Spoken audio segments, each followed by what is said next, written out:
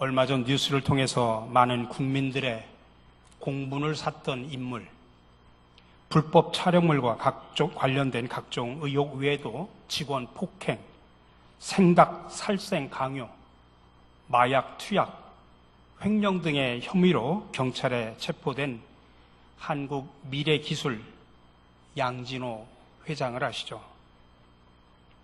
근데 정말 부끄럽게도 이분이 기독교인이랍니다. 그는 젊었을 때부터 교회를 다녔고 그에게 큰 영향을 준 목사님은 이 양 회장에게 당신은 큰 돈을 벌 것이라고 예언 기도까지 해줬다고 합니다. 특히 사업 초기에 양진호 회장이 교회에서 부흥의 기도회를 열기도 했다고 합니다. 성공 강박증이 있던 양진호 회장이 담임 목사님으로부터 또 교회로부터 참 안 좋은 것만 배운 것 같습니다. 요즘 뉴스에 이렇게 안 좋은 모습으로 등장하는 많은 사람들이 기독교인이라고 하는 것은 정말 참으로 부끄러운 일이기도 하지만 교회에서 그리스도인으로서 바른 신앙의 모습을 제대로 양육을 받지 못했기 때문입니다. 결국은 제대로 가르치지 못한 우리 목회자들의 책임입니다. 그래서 정말 저도 부끄럽고 창피합니다. 근데 오늘 우리가 읽은 말씀은 우리 그리스도인들이 누구인가를 정확하게 표현을 해주고 있습니다. 성경은 우리를 가리켜서 하나님의 사람이라고 말합니다. 따라서 합시다. 나는 하나님의 사람이다. 이 하나님의 사람이라고 하는 이 말은 우리 그리스도인들의 존재 양식을 표현하는 가장 기초적이고 가장 정확한 말입니다. 그런데 이 하나님의 사람이라고 하는 말 속에는 몇 가지 중요한 의미가 담겨져 있습니다. 첫 번째로 하나님의 사람이라고 하는 것은 하나님께 속한 사람이라는 뜻입니다. 우리가 하나님의 사람이 되기 이전에 우리는 세상에 속한 사람이었고 마귀에 속한 사람이었습니다. 근데 우리는 예수 믿고 우리의 존재가 바뀌었습니다. 더 이상 우리는 세상에 속한 사람이 아니고 마귀에 속한 사람이 아니고 하나님께 속한 사람입니다. 그래서 바로 베드로전서에서는 뭐라고 이야기하냐면 택하신 족속이요 왕같은 제사장이요 거룩한 나라요 그의 소유된 백성이요. 이게 바로 저와 여러분들을 두고 하는 이야기입니다. 두 번째로 하나님의 사람이 되었다고 하는 것은 하나님께서 주시는 은혜와 능력으로 살아가는 사람이 되었다는 이야기입니다. 우리가 하나님의 사람이 된 이후로 이제 우리는 인간의 힘, 나의 힘으로 살지 않습니다. 하나님의 은혜와 능력이 아니면 우리는 한순간도 살아갈 수 없다고는 고백을 하면서 살아가는 것입니다. 그래서 사도 바울은 빌립보에서 이렇게 고백합니다. 내게 능력 주시는 자 안에서 내가 모든 것을 할 수 있느니라. 우리는 우리의 힘으로 사는 것이 아니라 내게 능력 주시는 주님의 능력으로 살아가는 사람임을 믿으시기 바랍니다. 마지막으로 우리가 하나님의 사람이 되었다고 하는 것은 하나님께서 지켜주시는 하나님의 소유가 되었다는 말입니다. 예전엔 마귀의 소유였고 세상에 속한 사람들이었지만 이제는 하나님의 소유가 되었습니다. 아니 그 고귀한 예수 그리스도의 생명과 맞바꿔서 하나님의 것이 되었습니다. 그래서 오늘 이사야 구약 성경의 본문은 이렇게 말합니다. 야곱아 너를 창조하신 여호와께서 이제 말씀하시느니라. 이스라엘아 너를 조성하신 자가 이렇게 이제 말씀하시느니라. 너는 두려워 말라. 내가 너를 구속하였고 내가 너를 지명하여 불렀나니 너는 내 것이라. 내가 물 가운데로 지날 때에 내가 함께할 것이라. 강을 건널 때에 물이 너를 침몰치 못할 것이며 내가 불 가운데로 행할 때에 타지도 아니할 것이요 불꽃이 너를 사르지도 못하리니 대저 나는 여호와 내 하나님이요 이스라엘의 거룩한 자요 내 구원자임이라. 이 하나님은 옛날에 이스라엘만의 하나님이 아니라 오늘 살아계셔서 저와 여러분들의 하나님이 되어주셔서 너는 내 것이라 지명하고 불러주시는 하나님임을 믿으시기 바랍니다. 그러니 하나님의 소유가 되었으니 하나님께서는 당연히 우리를 책임져 주시고 보살펴 주신다는 이야기입니다. 이렇게 하나님의 사람이 된 저와 여러분들은 두 단계의 변화를 가져와야 됩니다. 첫 번째 단계는 산 영이 되는 변화입니다. 우리는 예수를 믿고 거듭나서 죽은 영에서 산 영이 되었습니다.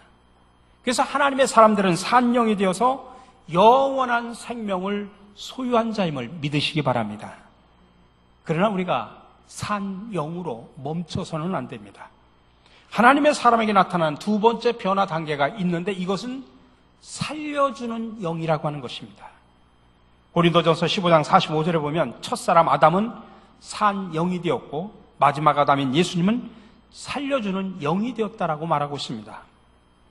우리 하나님의 사람들은 예수 그리스도를 통해서 영원히 죽게 될 생명에서 살림을 받았습니다. 그래서 산 영이 되었습니다. 그리고 이제 주님께서 우리를 살려주신 것처럼 우리도 살려주는 영이 되어서 세상에 나가서 죽어가는 많은 영혼들을 살리는 사람이 되어야 되는 것입니다. 그래서 우리 교회가 선교 비전 가운데 하나로서 생명 살림 운동을 하는 이유가 바로 여기에 있는 것입니다.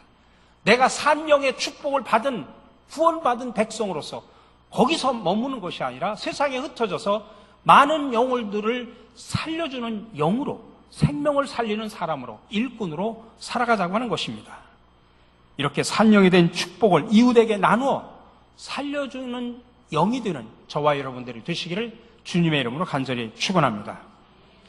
오늘 본문에 보니까 하나님의 사람들이 하나님의 사람답게 살기 위해서 꼭 기억해야 될 세 가지 중요한 사실을 우리에게 가르쳐주고 있습니다. 그것은 피하고 따르고 싸우라는 이야기입니다. 첫 번째는 피하라고 말합니다. 1절에서 말합니다. 오직 너 하나님의 사람아 이것들을 피하고, 여기서 말하는 이것들을 피하라고 할 때 이것들이 뭐냐? 우리가 읽지 않았습니다만 그 앞에 나오는 이야기입니다. 본문 3절에서부터 10절까지 이것들을 피하라고 하는 겁니다. 근데 그것을 한마디로 요약을 하면 세상의 풍조를 따르지 말라, 그 이야기입니다. 그러기 위해서는 우리는 구체적으로 어떻게 해야 되느냐? 오늘 말씀 속에서 그 해답을 우리에게 가르쳐주고 있습니다. 첫 번째로는 다른 교훈을 경계해야 된다고 하는 것입니다. 3절에서 5절에 나오는 이야기 세번역 성경으로 제가 읽어드립니다. 누구든지 다른 교리를 가르치며 우리 주 예수 그리스도의 건전한 말씀과 경건에 부합되는 교훈을 따르지 않으면 그는 이미 교만해져서 아무것도 알지 못하면서 논쟁과 말다툼을 일삼는 병이 든 사람입니다. 그런 데서 시기와 분쟁과 비방과 악한 의심이 생깁니다. 그리고 마음이 썩고 진리를 잃어서 경건을 이득의 수단으로 생각하는 사람 사이에 끊임없는 알력이 생깁니다. 여기서 말하는 다른 교훈은 바로 우리가 요즘에 흔히 주변에서 볼 수 있는 이단들의 특징을 볼 수 있습니다. 그들을 보면 참 교만하죠. 자기들에게만 구원이 있다고 합니다. 성경을 자의적으로 해석을 합니다. 근데 참 신기한 것은 그곳에 많은 기독교인들이 속아 넘어집니다. 여러분, 그들과 논쟁하거나 말다툼을 벌일 필요가 없습니다. 아예 멀리하는 것이 좋습니다. 두 번째로는 자족하는 마음을 가지라고 이야기합니다. 6절에서 말합니다. 자족할 줄 아는 사람에게는 경건은 큰 이득을 줍니다. 자족이라는 말의 원어의 뜻은 모든 상황을 초월해서 온전한 마음의 평화를 누리는 상태를 말합니다. 이건 흔히 금욕주의자들이 주장하는 것처럼 단순히 마음을 다스려가지고 얻는 것이 아니라 성경에서 말하는 자족이라고 하는 것은 하나님과의 깊은 영적인 교제를 통해서 얻어지는 참된 만족과 기쁨을 말하는 것입니다. 여러분, 우리의 삶 속에서 경건을 잃어버리는 요인 중에 가장 큰 요인은 바로 불만족입니다. 대부분 사람들이 만족하며 살지 못하고 늘 불만족 속에 살아갑니다. 근데 그 불만족이 어디에서 올까? 근원을 찾아 들어가 보면 인간의 욕심과 탐심입니다. 우리 인간의 욕심에는 제한이 없습니다. 더 편하고 더 좋은 것을 누리려고 하는 끊임없는 욕심이 있습니다. 그래서 조금 더 하다가 결국엔 죄에 빠집니다. 그래서 야고보서는 우리에게 이렇게 경고합니다. 오직 각 사람이 시험을 받는 것은 자기 욕심에 끌려 미혹됨이니 욕심이 잉태한 즉 죄를 낳고 죄가 장성한 즉 사망을 낳느니라. 마지막으로 재물을 바르게 관리해야 된다라고 말합니다. 오늘 9절에서 10절입니다. 그러나 부자가 되기를 원하는 사람은 유혹과 올무와 여러 가지 어리석고도 해로운 욕심에 떨어집니다. 이런 것들은 사람을 파멸과 멸망에 빠뜨립니다. 돈을 사랑하는 것이 모든 악의 뿌리입니다. 돈을 쫓다가 믿음에서 떠나 헤매기도 하고 많은 고통을 겪기도 한 사람이 더러 있습니다. 하나님의 사람으로서 경건한 삶을 살기 위해서 자족하는 태도를 갖는 것은 내적인 겁니다. 그러나 재물을 바르게 관리하는 것은 바로 외적인 태도를 말하는 것입니다. 우리가 세상에 살면서 반드시 필요한 것이 재물입니다. 근데 그 재물 자체는 좋은 것도 아니고 나쁜 것도 아닙니다. 재물을 쓰는 사람이 좋게 쓰면 좋은 것이고 나쁘게 쓰면 나빠지는 것이죠. 그래서 오늘 본문 10절에서 말하기를 돈을 사랑하는 것이 모든 악의 뿌리입니다. 돈을 쫓다가 믿음에서 떠나 헤매기도 하고 많은 고통을 겪기도 한 사람이 더러 있습니다. 돈은 우리가 살아가는데 욕이라고 필요하지만 성도들이 돈을 너무 사랑하면이라는 이야기입니다. 돈을 너무 사랑하면 믿음에는 큰 방해가 된다는 이야기입니다. 여러분, 성경에서는 돈을 사랑하라고 준 게 아니라, 여러분, 물질은 제가 늘 강조하지 않습니까? 물질도 은사입니다. 그 물질을 가지고 선용하라고 준 것이지 사랑하라고 준 것이 아닙니다. 결국 돈을 사랑하다 보면 사람이 악에 빠집니다. 세상에 유혹을 받게 되고 결국은 믿음에서 떠나게 됩니다. 많은 신앙인들이 교회 안에서 예배를 드리고 우리가 신앙인처럼 살아가지만 이렇게 처음에 말한 이 양진호 회장처럼 그렇게 교회에서 신앙생활을 했지만 결국에는 죄에 빠지지 않습니까? 돈을 사랑하다 보면 그럴 수밖에 없습니다. 유혹에 빠질 수밖에 없는 것이죠. 그래서 9절에서 말합니다. 부자가 되기를 원하는 사람은 유혹과 올무와 여러 가지 어리석고도 해로운 욕심에 떨어집니다. 이런 것들은 사람을 파멸과 멸망에 빠뜨립니다.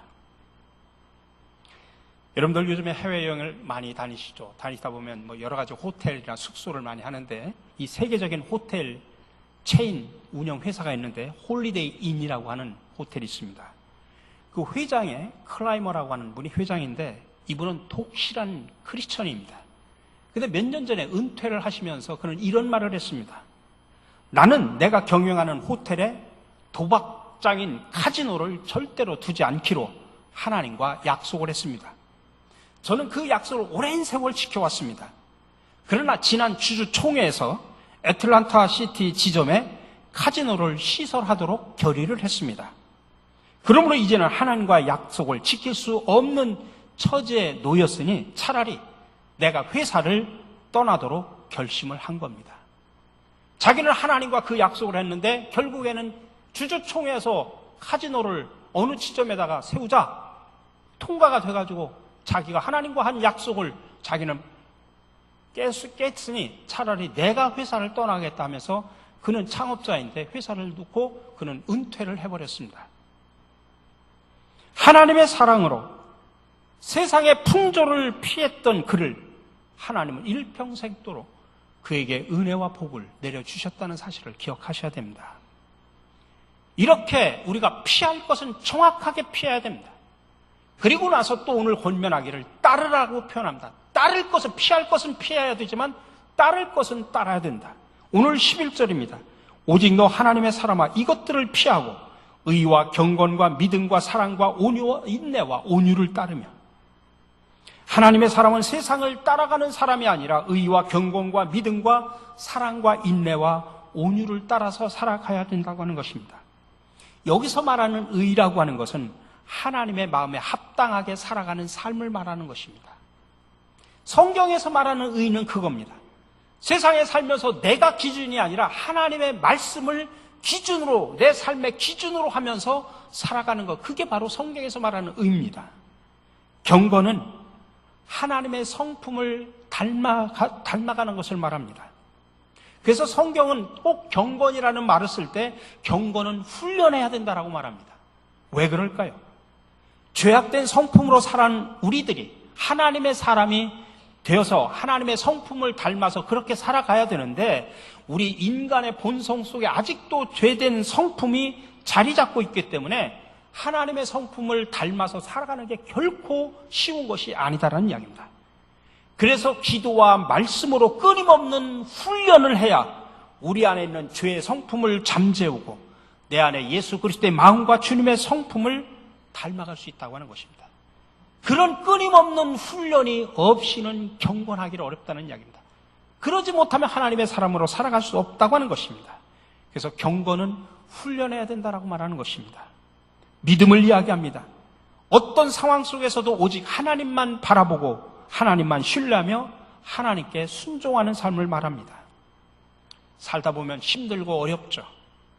그러나 우리에게 믿음이 있다면 우리는 하나님을 바라보면서 세상으로 인해서, 환경으로 인해서, 삶으로 인해서 절망하거나 자포자기하지 않습니다. 또 사랑을 말합니다. 이것은 구체적으로 남을 위해서 희생하는 것을 말합니다.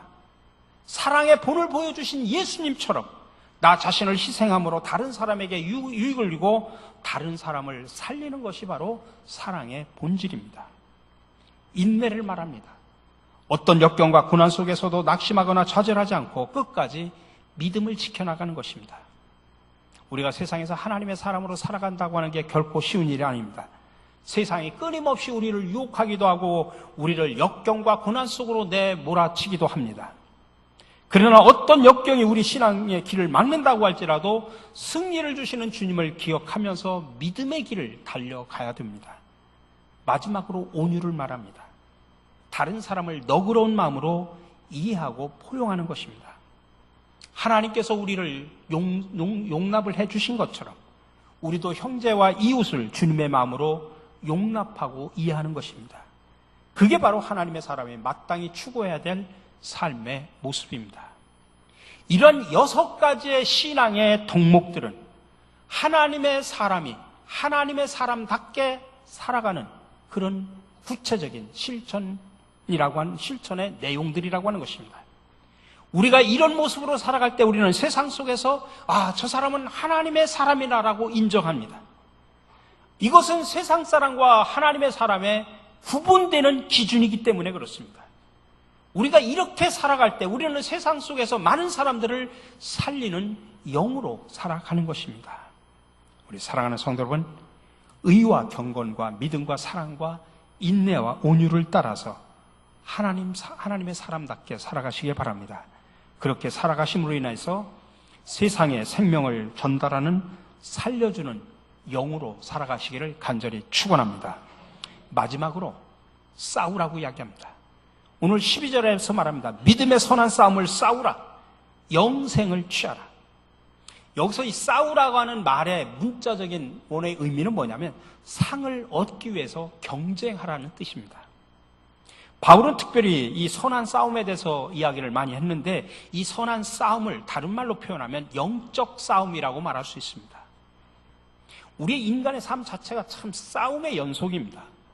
세상 사람들은 혈과 육의 싸움을 하지만 우리 하나님의 사람은 믿음의 선한 싸움, 영적 싸움을 합니다. 그러면 여러분, 싸움을 하면 싸움의 대상이 있어야 될 거 아니에요. 무작정 싸우는 게 아니라 싸움의 대상, 싸움의 적이 뭔가를 정확하게 알고 싸워야 되지 않습니까? 3가지를 기억하셔야 됩니다. 우리가 영적 싸움을 할 때 우리의 싸움의 대상이 누구냐? 첫 번째로 나 자신입니다. 자신을 극복할 수 있는 사람이 진정으로 예수를 따를 수 있고 선한 싸움에 승리할 수 있습니다. 사도 바울의 서신서를 읽어보면 바울이 정말 하나님의 은혜를 받고 신비한 경험도 많이 하고 하나님이 기뻐하시는 선교의 사명을 잘 감당을 했던 그런 위대한 인물인데 바울을 늘 괴롭혔던 싸움이 하나 있었습니다. 그게 원수막이나 가난이나 질병이나 세상 권세가 아니라 그를 괴롭히고 가장 고통스럽게 했던 투쟁의 대상이 누구였냐면 바울 자기 자신이었습니다. 그래서 그는 로마서 7장 24절에서 뭐라고 이야기하냐면 오호라 나는 곤고한 사람이다. 이 사망의 몸에서 누가 나를 건져내랴 라고 그렇게 한탄하는 모습을 볼 수 있습니다.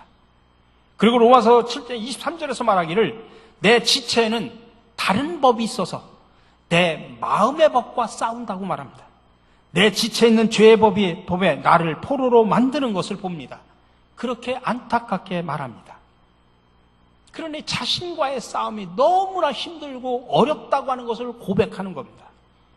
그러니 여기서 말하는 선한 싸움, 영적 싸움이라고 하는 것은 결국에는 자신을 죽이며 사는 삶을 말하는 것입니다. 그러니 바울은 고백하지 않습니까? 나는 날마다 죽노라. 여러분 교회에 와서 예배를 드리면서 말씀을 들으면서 여러분 자신과의 싸움을 싸울 때 먼저 자신과의 싸움은 날마다 죽어야 됩니다. 말씀으로 죽으시기 바랍니다. 예배를 통해서 하나님께만 영광 돌리고 나 자신을 죽이시기 바랍니다. 그 싸움을 하셔야 여러분 영적 전쟁에서 승리합니다. 두 번째로는 마귀입니다. 에베소서 6장 12절에서 이렇게 말합니다. 우리의 싸움은 인간을 적대자로 상대하는 것이 아니라 통치자들과 권세자들과 이 어두운 세계의 지배자들과 하늘에 있는 악한 영들을 상대하는 것입니다. 사실 우리를 살아가면서 우리를 힘들게 하는 게 사실은 사람입니다. 사람이 괴롭히고 사람이 고난을 가져다 줍니다. 또 우리를 타락하게 하는 것도 사람입니다. 정치 지도자나 어떤 집단이 자신의 정권을 유지하기 위한 그런 욕심 때문에 또 악한 정책을 만드는 경우도 있습니다. 초대교회에서는 로마가 황제 숭배를 강요했는데 황제가 신적인 영광을 누리려고 하는 의도도 있었지만 그보다는 로마 제국 통치의 안정을 시도하고자 하는 일종의 이념의 한 수단으로 그런 것입니다. 근데 오늘 12절 말씀에 보니까 그렇게 보이는 인간이 아니라 보이지 않는 영적 세계가 싸움의 주된 원인이다 라고 말합니다. 나를 괴롭게 하는 사람이 주범이 아니라 그 배후에 어떤 악한 영적 세력이 있다고 하는 것입니다.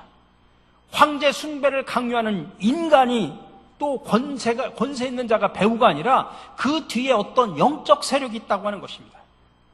그런 면에서 오늘 말씀의 핵심은 뭐냐면 그런 인간이라고 하는 허수아비하고 싸우지 말고 그 배후에 있는 영적 세력과 진짜 싸움을 하라는 것입니다. 근데 우리가 여기에서 꼭 짚고 넘어가야 될 것이 있습니다. 이 영적 싸움이라고 하는 말을 할 때 대부분 기독교인들이 두 가지 오류에 빠집니다. 첫 번째 하나는 그건 일종의 사탄의 전략 중에 하나이기도 한데 마치 사탄이 존재하지 않는 것처럼 믿게 하는 겁니다. 악을 행하는 것은 전적으로 인간이고 인간 집단이지 무슨 사탄이 있어? 무슨 악마가 있어? 그렇게 믿게 하는 겁니다. 이건 큰 오류입니다. 거기에 우리가 속을 때가 많이 있습니다. 내가 결정했다고 하는데 실은 꼭두각시처럼 조종당하고 내가 함정에 빠질 때가 있습니다. 대표적인 예가 성경에 많이 나오지만 베드로를 봅시다. 가이사랴 빌립보에서 예수님께서 너는 나를 누구냐라고 물었을 때 베드로가 유명한 대답을 했죠. 주는 그리스도시요 살아계신 하나님의 아들이라고 하는 유명한 고백을 했습니다. 그때 예수님께서 뭐라고 말했냐면 칭찬하냐면 이를 내게 알게 한 이는 혈육이 아니요 하늘에 계신 내 아버지시니라.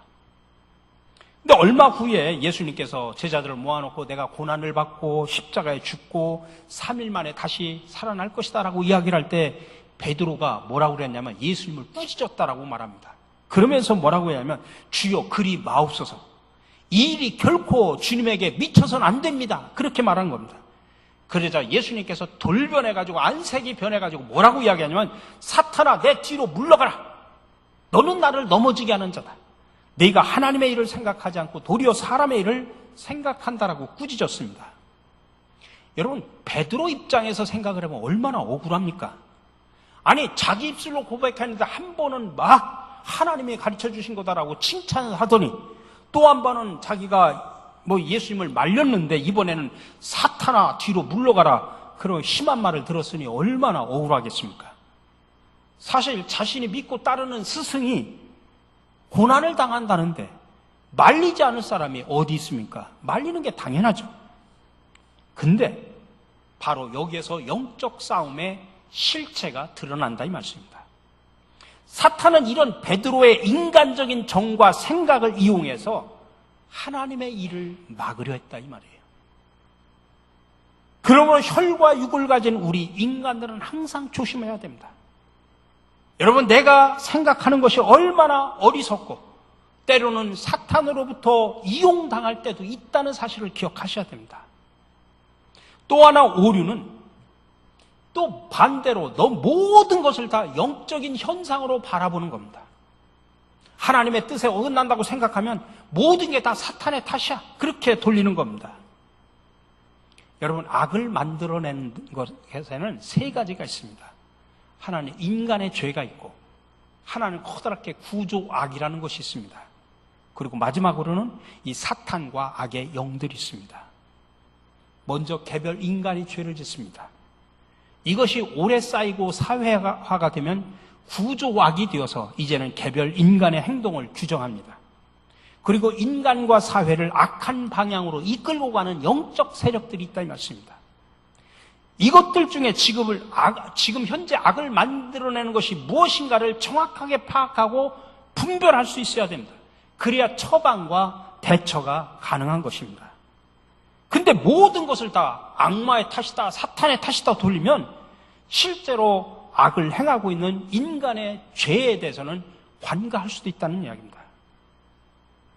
예를 들어서 노예 제도로 말미암아서 악이 범해진다면 그 노예 제도를 없애면 됩니다. 근데 맨날 그 배후에 사탄이 있다고 하고서 맨날 하나님 앞에 나와서 기도만 한다고 하면 그 악이 바뀌어지지 않는다는 이야기입니다. 노예 제도라고 하는 것은 기도로 없어지는 것이 아니라 법을 바꿔야 없어지는 것이다 이 말씀이에요. 그런 것들을 분별할 줄 아는 지혜가 있어야 된다고 하는 것입니다. 마지막 영적인 싸움의 싸움의 대상이 누구냐면 우리 인간의 죄라고 하는 것입니다. 여러분, 죄의 속성은 멸망성이 있습니다. 그래서 하나님의 축복을 방해합니다. 그래서 로마서 6장 23절에 보니까 죄의 싹은 사망이라고 말합니다. 그렇기 때문에 우리가 영생을 얻기 위해서는 반드시 죄와 싸워서 이겨야 됩니다. 여러분, 우리가 영적 전투에서 가장 용기를 북돋아주는 말이 무엇이라고 생각하십니까? 그것은 다른 게 아닙니다. 영원한 생명을 가졌다고 하는 것입니다. 그래서 영생을 취하라고 말하지 않습니까? 영원한 생명을 가졌다고 하는 이야기는 무슨 이야기냐면 싸움 속에서, 영적 싸움 속에서 우리는 이미 승리가 보장됐다는 이야기입니다. 여러분, 영적 싸움에는 많은 사람들이 영적 싸움에 쉽게 무너지고 쉽게 패잔병처럼 살아가는데 그거는 제대로 모르는 겁니다. 왜 그러냐면 영적 하나님께서 주시는 능력을 모르는 일입니다. 우리는 영적 싸움에 이미 결과가 이미 나와 있는 사람들입니다. 승리가 보장되어 있는 사람입니다. 그리고 이미 영원한 생명을 소유한 사람이 저와 여러분들입니다. 근데 왜 미리 겁을 먹고 여러분 영적 싸움에서 패배하고 무너지고 넘어집니까? 그래서 부활의 첫 열매가 되어서 우리에게 소망을 주신 그 선한 증거를 우리는 가지고 있다는 사실을 기억하시기 바랍니다. 자, 그럼 마지막으로 우리는 이 싸움을 언제까지 해야 될까요? 오늘 14절에서 답을 말합니다. 그대는 우리 주 예수 그리스도께서 나타내실 때까지 그 계명을 지켜서 흠도 없고 책망받을 것도 없는 사람이 되십시오. 예수님이 재림하실 때까지라는 이야기입니다. 예수님이 재림하실 그때까지 우리는 믿음의 선한 싸움을 계속해 나가야 된다는 이야기입니다. 우리 사랑하는 성도 여러분, 하나님은 저와 여러분들을 선택하셔서 하나님의 사람이라고 불러주셨습니다. 그러므로 이제 산영이 된 축복을 누리시기를 바랍니다. 그리고 세상에 흩어져 살리는 영으로 살아가시기를 바랍니다. 우리는 하나님의 사람으로서 다른 교훈을 피하고 물질을 바르게 관리하여 자족하는 마음을 가지고 살아가시기 바랍니다. 또 우리는 세상을 따라가는 사람이 아니라 의와 경건과 믿음과 사랑과 인내와 온유를 따라 살아가시기를 바랍니다. 그리고 영적 전쟁터에서 자신과의 싸움, 마귀와의 싸움, 죄와의 싸움에서 항상 승리하며 멋있게 살아가는 저와 여러분들이 되시기를 주님의 이름으로 간절히 축원합니다. 사랑의 주님, 우리를 택하셔 하나님의 사람으로 불러주시니 참으로 감사를 드립니다. 이제 하나님의 사람으로서 피할 것은 피하고 따를 것은 따르고 영적인 선한 싸움을 하는 믿음의 용사들이 되게 하여 주시옵소서. 우리를 산영이 되게 하시고자 이 땅에 오시고 또한 우리가 세상에 흩어져 살리는 영으로 살기를 간절히 원하시는 예수 그리스도의 이름으로 기도드립니다. 아멘.